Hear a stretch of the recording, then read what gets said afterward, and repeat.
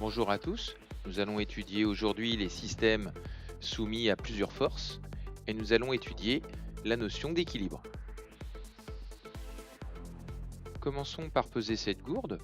Donc nous observons qu'elle pèse 1000 grammes, donc la masse de cette gourde est de 1000 grammes, soit 1 kg. Nous allons maintenant mesurer le poids de cette gourde à l'aide d'un dynamomètre. Donc le dynamomètre est arrêté à 0, nous l'accrochons à la gourde et nous lisons le poids de la gourde. Donc attendons que la valeur se stabilise et nous trouvons 9,8 newtons. Je rappelle que ce poids de 9,8 newtons est la force à distance exercée par la Terre sur la gourde. Reprenons l'étude de ce système qui est la gourde accrochée au dynamomètre. Le référentiel est un caméraman fixé au sol. Donc cette gourde est visiblement immobile dans le référentiel choisi. On dit qu'elle est à l'équilibre. Cherchons les forces exercées sur ce système gourde. La première force est le poids, donc force exercée par la planète sur la gourde. Cette force est verticale, vers le bas, et nous l'avons mesurée tout à l'heure, elle vaut 9,8 newtons. Une deuxième force est présente, elle empêche la gourde de tomber, c'est la force exercée par le crochet du dynamomètre.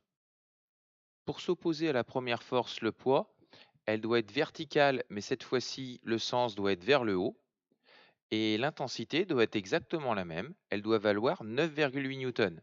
Si elle vaut plus, elle va l'emporter sur le poids et la gourde va monter. Et si elle vaut moins, c'est le poids qui l'emporte sur la force du crochet et dans ce cas, la gourde descend.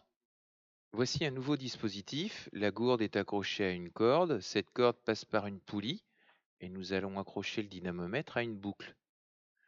Nous mesurons, comme la fois précédente, 9,8 newtons. L'image de droite vous montre le dynamomètre à l'endroit pour que la valeur soit plus lisible.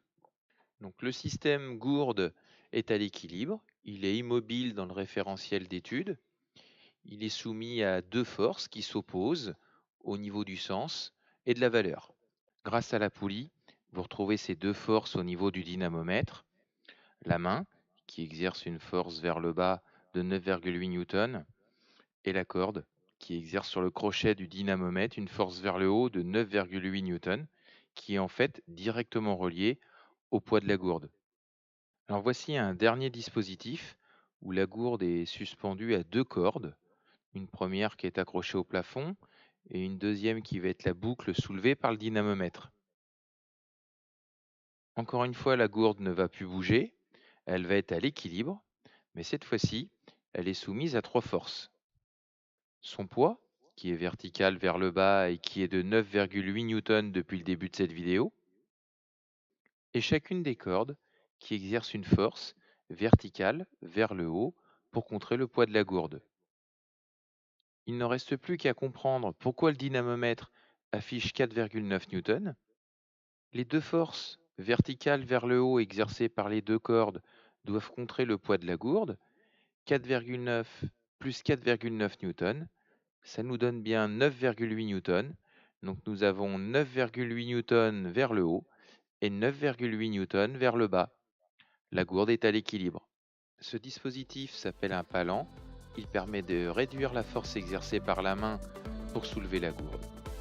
Une fois en classe, nous ferons le bilan de toutes les forces exercées sur des systèmes en équilibre et nous essaierons de fabriquer un palan avec des cordes et des poulies pour réduire la force pour soulever une charge.